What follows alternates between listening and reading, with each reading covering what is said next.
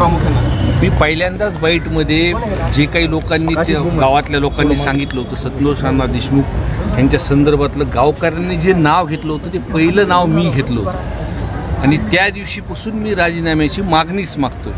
कारण का धनंजय मुंडे साहेब हे स्वतःच म्हणले होते की ते माझे निकटवर्ती आहेत आणि त्या असल्यामुळे मंत्रिपदाचं कुठंतरी संरक्षण वाल्मिक कराडांना अटकेपासून किंवा जो गुन्हा दाखल होत होता त्या गुन्हा दाखल होण्यामध्ये 12-13 तास उशीर का झाला.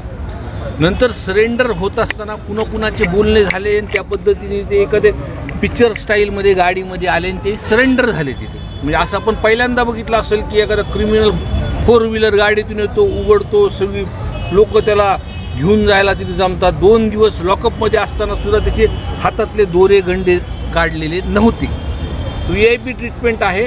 वाल्मिक कराडवर आल्यानंतर मंत्रिपदाचं संरक्षण 100% त्यांना भेटतं. कालच्या भेटीकडे कसं पाहता?